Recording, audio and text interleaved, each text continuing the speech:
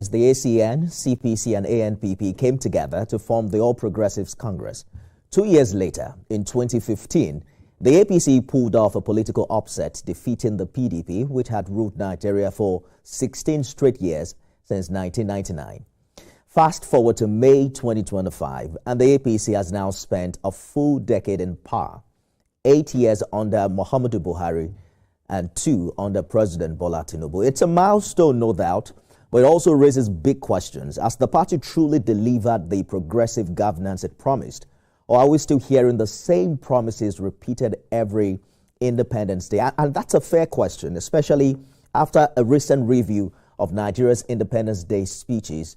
And what it showed was a cycle of recurring pledges in areas of unity, security, and development from one government to the next in the past 65 years. Governor Hope Uzodimma, who chairs the Progressive Governors Forum, has now attempted to document this decade in his new book, A Decade of Impactful Progressive Governance in Nigeria. He calls it a record of transformation. But how objective is it? The book reviewer is here with me, Professor Bennett Nwanguma.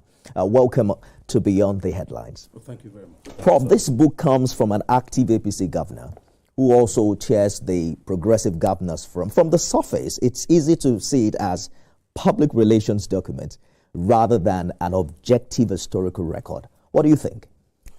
Well, when you tell your story, you're allowed to be kind to yourself. Beyond that, I think it's a very fair and objective, because the author openly acknowledges where they've not delivered exactly on their promises. But the title itself talks about impactful progressive governance.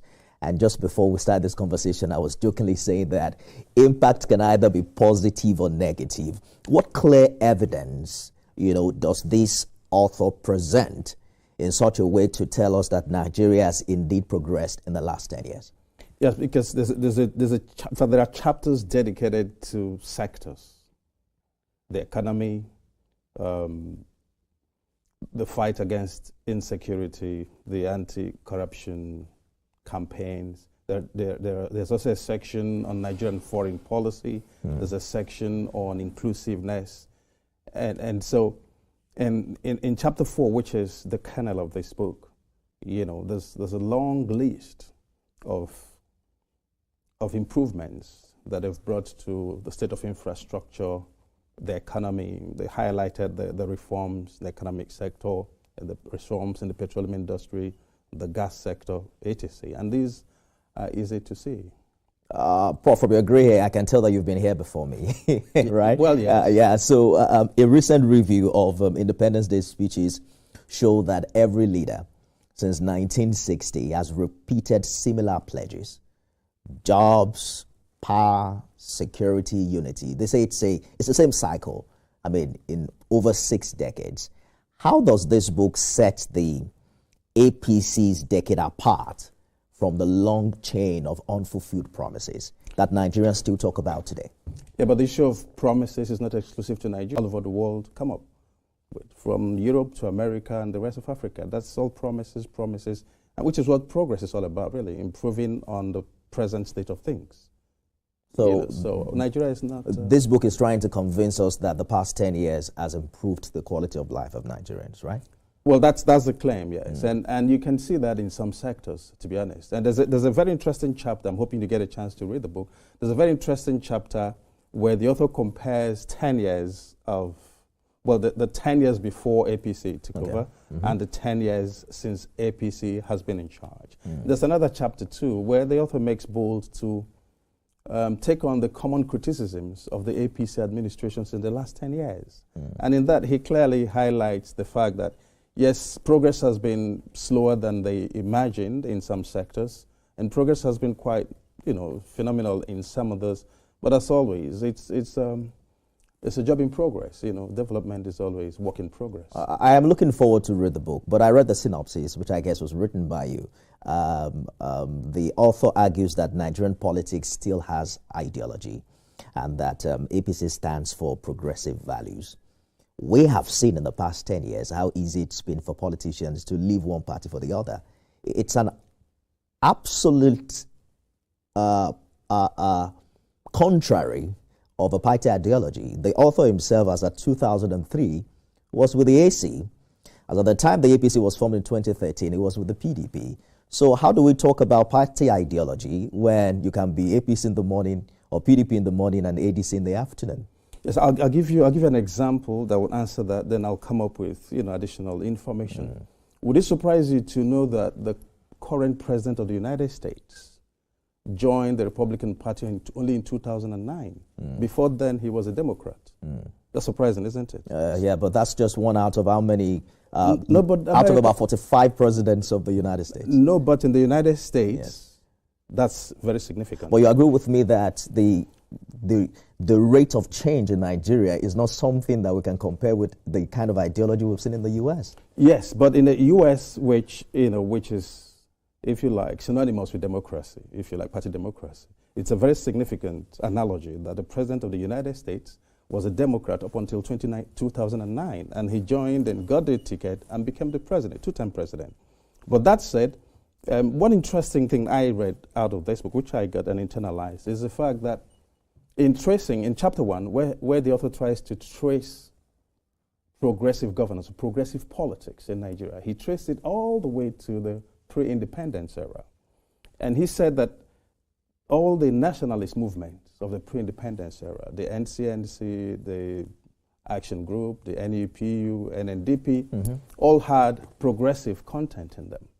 And it was necessary at the time because the citizens had become tired of, quote, oppressive colonial rule and needed an improvement on that.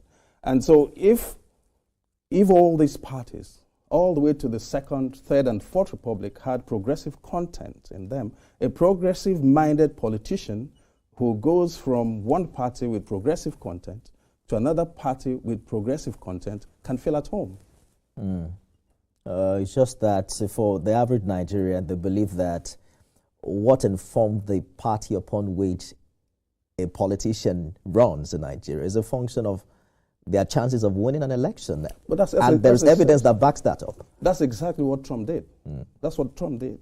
He was asked sometime before he joined the Republican Party if he had plans of running for the presidency and which party that would be. And he said, well, it's the party that gives me the ticket. I like the Trump example. Enough to give me that ticket. I like the Trump example. It's a good one. But the Republican and Democratic Party in the U.S. have defined ideology. Charlie Kirk, that was killed recently, speaks to the heart of that story, that there is what the Democrats believe in fundamentally, which is very different from what conservatives like Republicans believe in. Have we seen that type and shadow, or at least a shadow of it in Nigeria? No, I would say no. That makes it easier, therefore. The argument is that it makes it easier for people to go from one party to the other in Nigeria than it is in the U.S., where the two parties, as you said, are miles apart. And somebody goes from one party to another party. And not only did he join the party, he got a ticket, got elected 2 times. And now he's proven to be, forgive me, more Republican than those who were there. You know what I'm talking about. I'll give you an example. What happened recently in Delta. 2 weeks or 3 weeks before the entire political structure decamped to APC, the PDP was still at APC's throat, calling the government bad at its core, swearing by fire and brimstone that the government wasn't going to decamp. All changed instantly overnight. I mean, it's just amazing how these things happen, and it's difficult to really convince Nigerians otherwise because of the things we've seen over and over and over in the past decade. That's correct. It happened in Akwa Ibom State, happened in, with some restrictions in Rivers State, and it's going to happen in a few more states. Absolutely. That's what we're hearing as well.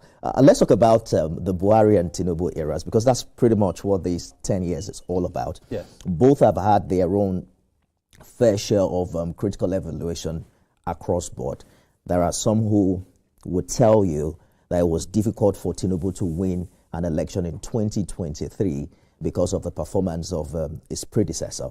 Which of these two periods better fits the description of impactful, what's that book again? Impactful progressive governance. Was that addressed in the book? Well, I would say both, but we're comparing 8 years of Buhari administration to only 2 years of Tinubu administration. So that time difference should be factored in, to be honest. And Buhari had 2 terms of 4 years each, and the current president has been there for just 2 years. But then this book talks about the policies in the last 10 years, the policies, the programs in the last 10 years. And they take credit for the things they've done very well, and also accept responsibility for the things that haven't done so well. But as you would expect, ends with a promise that having laid what they consider a good foundation for the economy and infrastructure, that the next 10 years hopefully will be a lot better, which is what you expect.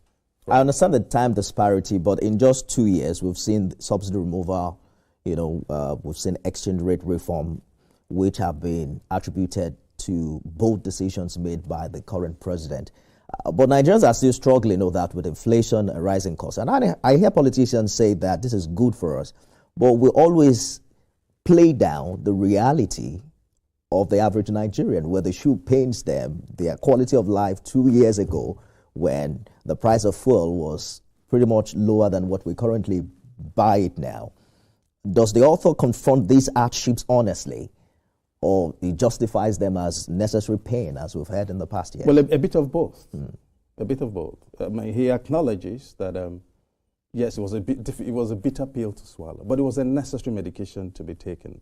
And the president has said that over and over again, that we couldn't go beyond the point where this subsidy had to be removed. Yes, the impact on the people at the lower end of the ladder, which includes you and I, is hurtful. But we're staying hopeful that all the promises that reforms come with will be handed down, will come. Like they say, a light at the end of the tunnel, or as the president said recently, we've turned the corner.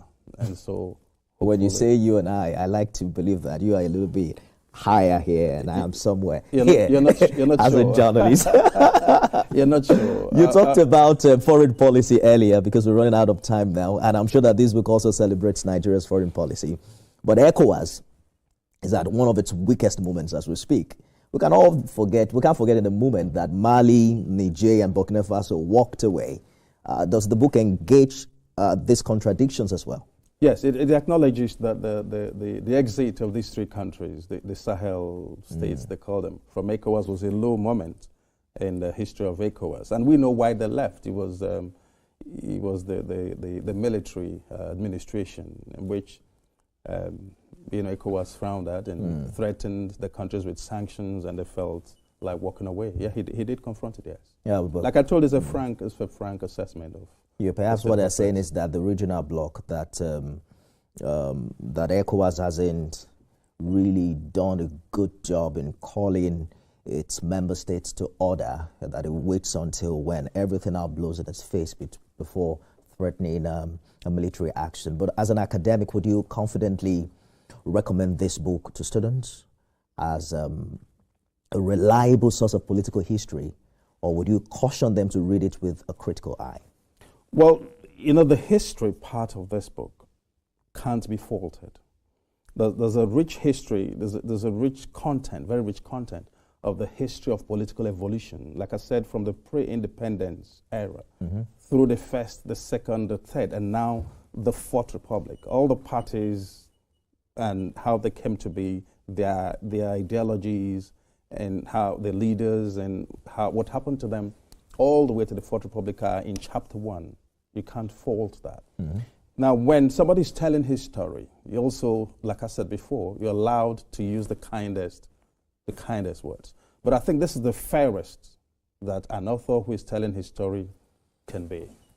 So if the APC hopes to tell another story 10 years from now, I'm asking you a personal question now. What do you think must change for the story to be genuinely transformational and not just impactful on paper?